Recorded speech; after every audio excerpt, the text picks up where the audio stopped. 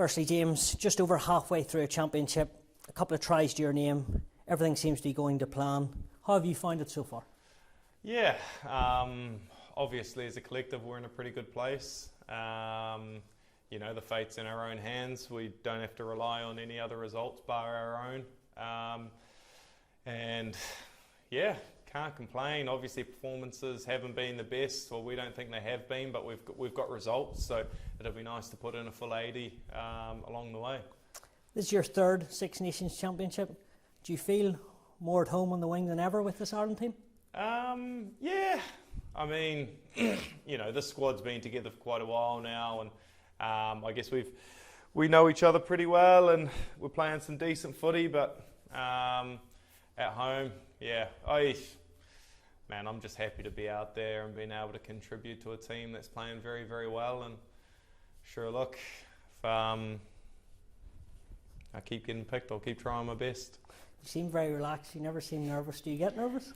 I do, yeah, but I find when I'm nervous probably during the build-up to weeks, but then I guess when game time comes around, if I'm still nervous then, it's probably for the wrong reasons. It's probably because I haven't done my homework. So not to say I don't get butterflies, just before kickoff, but a lot of it's to do with preparation, and I guess I've been around long enough now to know if I've done my work during the week, yeah. If we look at the Italy game, they attacked you throughout the 80 minutes, pretty everywhere, yeah, as you say. Were you surprised by that? No, because I think throughout the whole week we actually talked about this is probably going to be our biggest defensive task to date.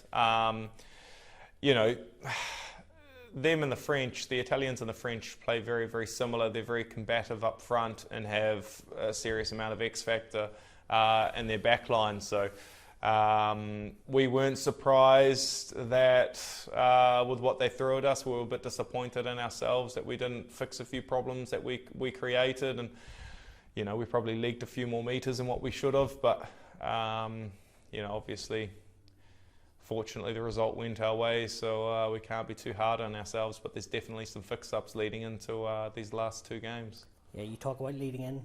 Next game is Scotland. Finn Russell at 10. Yeah. He likes to do whatever he wants to do and also play wide. So I suppose that Italy task might have prepared you quite well for this. Yeah, well, even the French game as well, because you look at Intermac and Dupont, they've got a free rein as well. So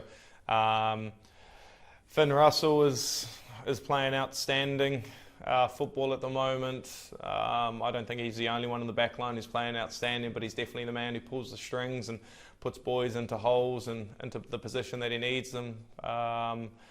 So it's going to be an interesting, little bit daunting, I guess, task. But if you want to win a competition, and you got to play against the best, and a few boys in that Scotland backline are playing pretty outstanding football at the moment.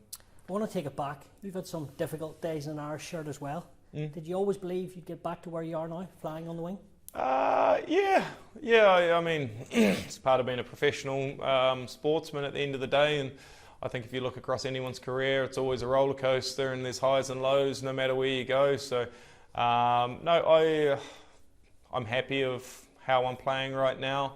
Now it's about consistency and making sure I can stay on this roller coaster at the top for as long as I can, because like I said, there's been dips, but at the moment I'm running a bit of a high, and I want to try and hold on to that as long as I can. Too right.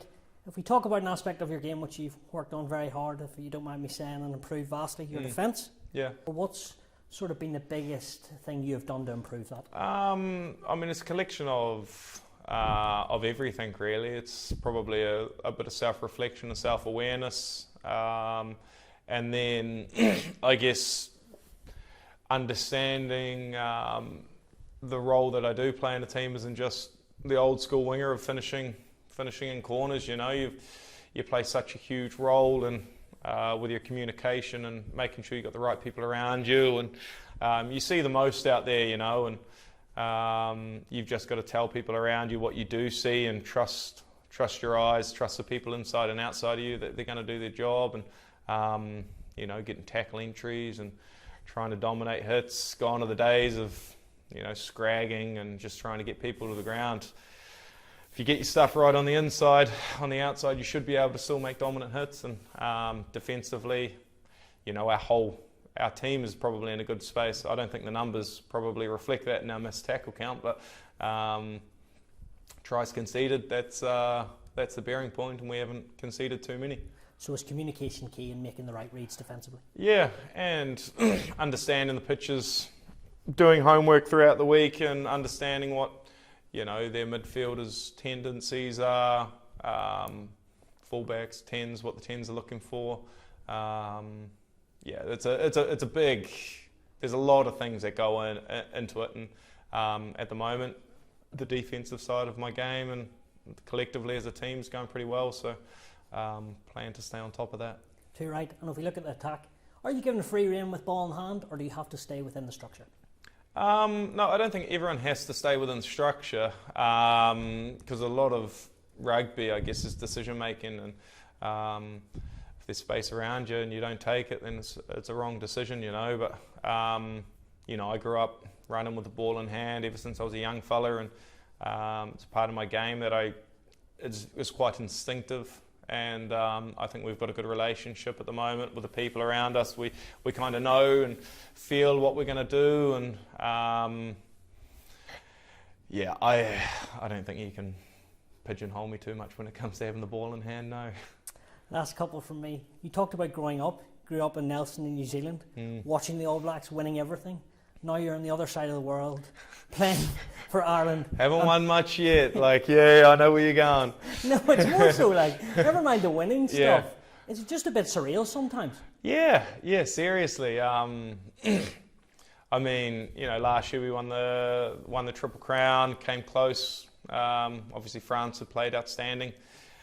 We ended up going to New Zealand and winning a Test series over there, which is something that I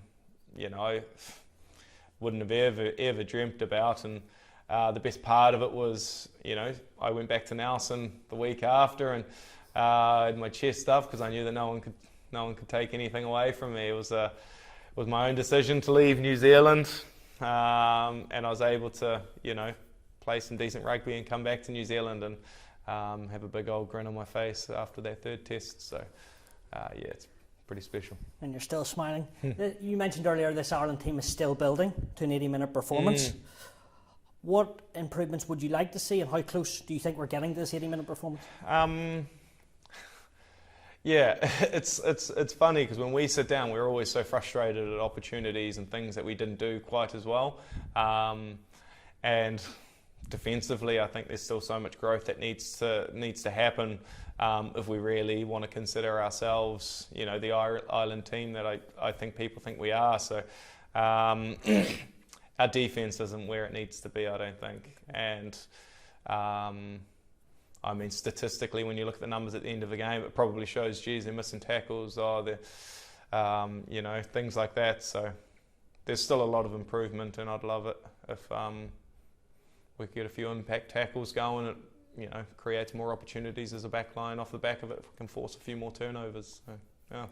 And finally, your 2 games from a Grand Slam, have a World Cup down the line. Everyone says only 1 game at a time, which is fair enough, but it must be mentioned in camp about winning trophies. I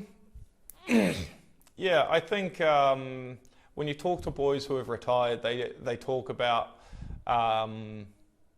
teams that they were involved in where they win things.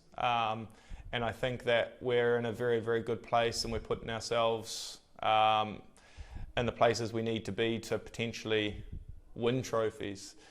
So we've put ourselves in a good position, and now it's about executing these next 2 games to make sure we come home with a trophy. You never can get too far ahead of yourself. You can't think that because you've won these first 3 games you deserve it, or you don't need to put in as much work, because I guess the higher up the mountain you go, the harder it gets, isn't it? So I fully understand we've got a target on our back, and I think we deserve it. And come Scotland, we need to be on our A game, because they're playing some exceptional footy at the moment, and then 6 days later we've got England, Paddy's weekend. So doesn't get much tougher than that, and we're really looking forward to it. Yes, thanks very much for your time, James. Awesome.